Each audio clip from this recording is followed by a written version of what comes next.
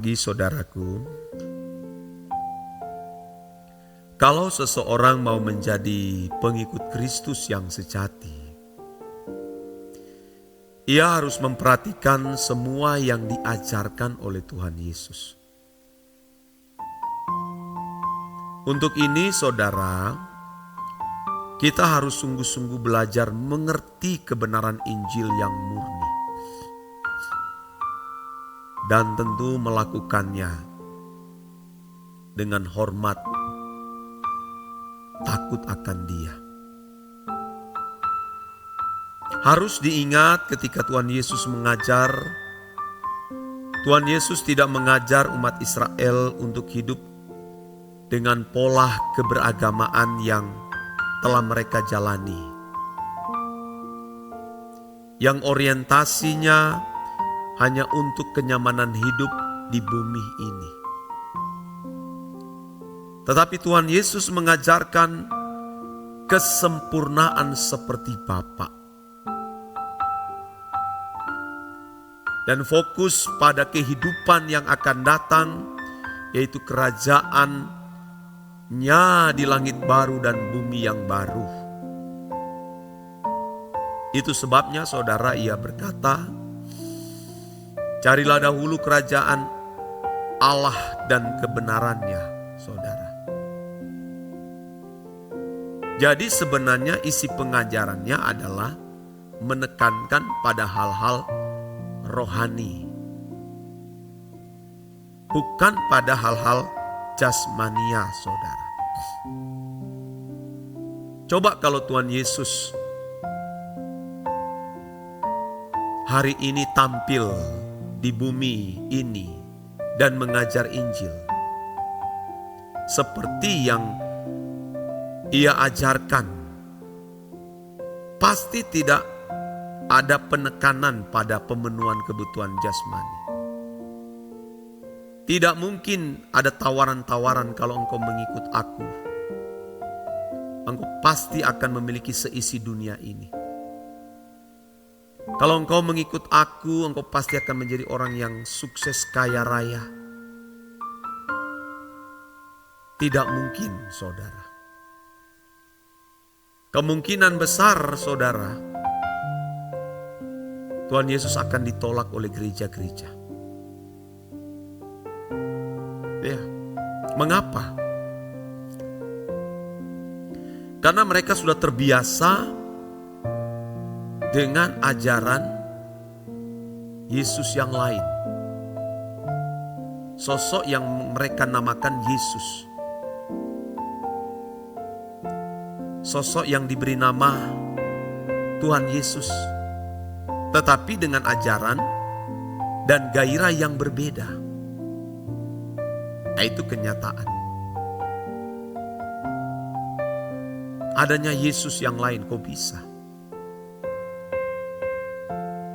Kalau orang mendengar atau tidak belajar firman secara murni, mendengar Yesus yang lain itu dianggap aneh. Seperti yang pernah viral, ya saudara, di media sosial, YouTube, bahwa Bapak Eras mengajarkan Yesus yang lain. Lalu di counter, dianggap sesat. Betapa bodohnya orang seperti ini yang tidak belajar Alkitab. Dia tidak mendengar keseluruhan isi khotbah dan membaca buku yang ditulis oleh Bapak Eras lalu mengatakan sesat. Mereka pikir Yesus yang lain tidak ada di Alkitab. Padahal Paulus pertama kali menulis itu. Ada Yesus yang lain. Bukan tidak mungkin ada Yesus yang lain juga di zaman ini. Yang diajarkan oleh orang-orang yang mengatasnamakan diri sebagai pendeta, sebagai gembala jemaat, sebagai penginjil. Bukan tidak mungkin, saudara. Tidak mungkin Paulus berani menulis Di dalam 2 Korintus pasal 11 ayat 4. Sebab kamu sabar saja jika ada seorang datang memberitakan Yesus yang lain. Loh, coba. Apa yang diajarkan? Saya tidak sedang membela doktrin ya. Memang benar yang dikatakan oleh Bapak Eras. Lalu jadi viral, saudara. Potong-potong khotbah, tidak melihat lengkap, utuh, dengan mudah mengatakan sesat. Itu pun yang bergelar doktor. Yang bergelar doktor, magister teologi. Lebih konyol lagi baru STH, saudaraku. Baru lulus 4 tahun, sudah dengan mudah mengatakan sesat. Padahal tidak baca Alkitab secara utuh. Padahal jelas-jelas ada Yesus yang lain loh. Bukan hanya ada nabi palsu. Tertulis di dalam Alkitab adanya nabi-nabi palsu. Apakah ayat itu kita selewengkan?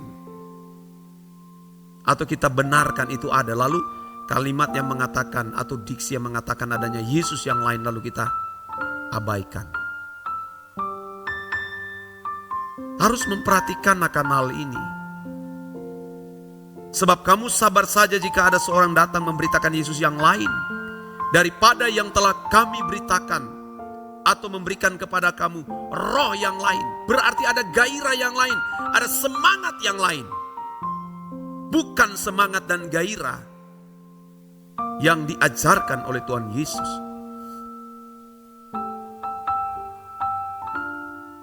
Kamu sabar saja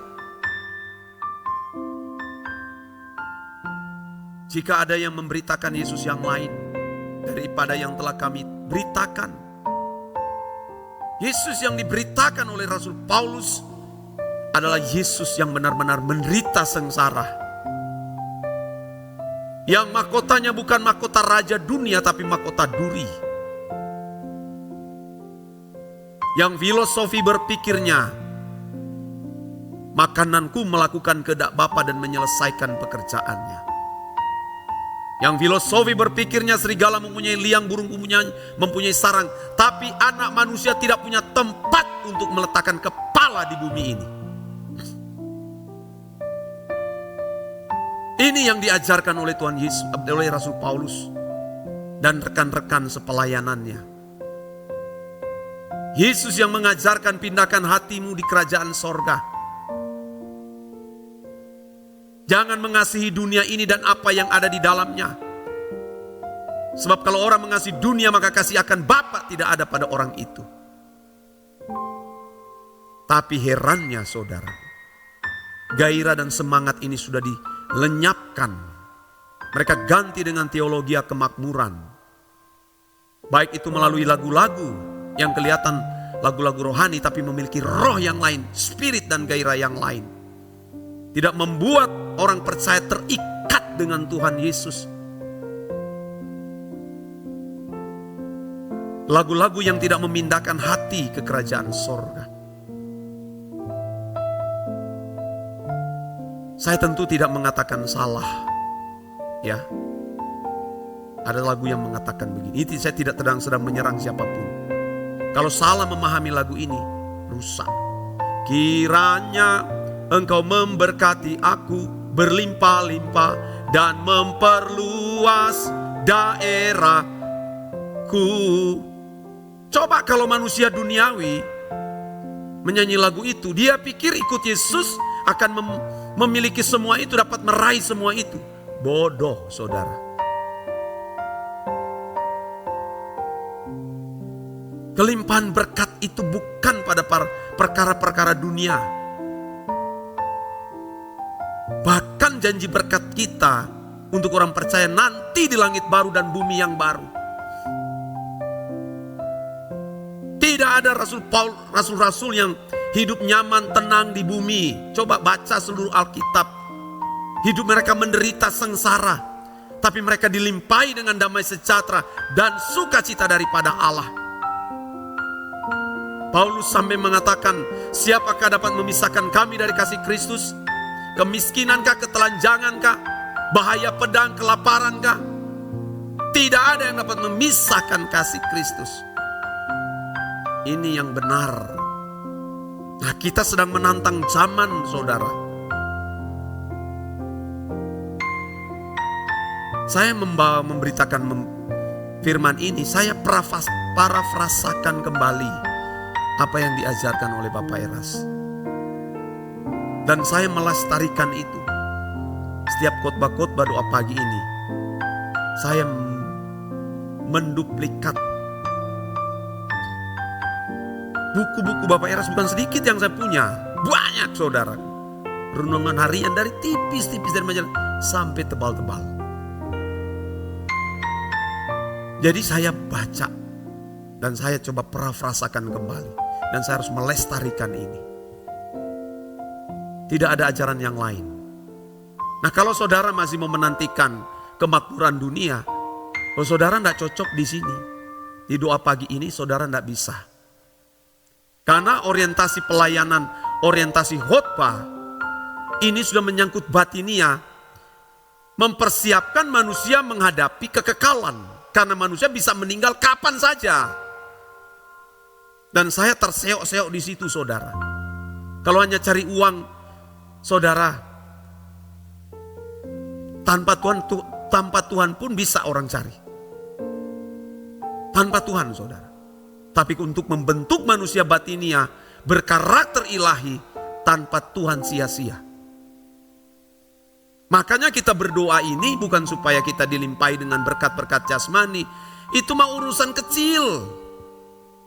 Kalau laut teberau Tuhan belah dua, masa cuma soal makan, minum, beras, pakaian Tuhan tidak siapkan? Yang sulit mengubah manusia berkodrat ilahi itu yang paling sukar dan sulit. Karena saya melihat diri saya sendiri betapa sukarnya. Saudara akan menyesal suatu hari nanti. Tidak mendengarkan apa yang saya ajarkan ini. Tapi saudara beruntung saudara mendengarkannya dan melakukannya. Maka kita berdoa setiap hari. Karena kita sedang menghadapi kuasa kegelapan. Yang menawarkan Yesus yang lain, roh yang lain. Yang sudah tidak sesuai lagi dengan Yesus yang asli. Tuhanku Yesus yang asli. Dan rasul-rasul yang telah mengajarkannya. Injil telah mengalami distorsi. Kemelesetan, kemerosotan. Dari sejak kecil sudah ditanamkan Yesus yang lain. Begitu besar tidak sanggup menerima Yesus yang tersalib di kayu salib. Yang melakukan kehendak Bapa. Ini menjadi pesan Tuhan bagi kita sekalian. Amin.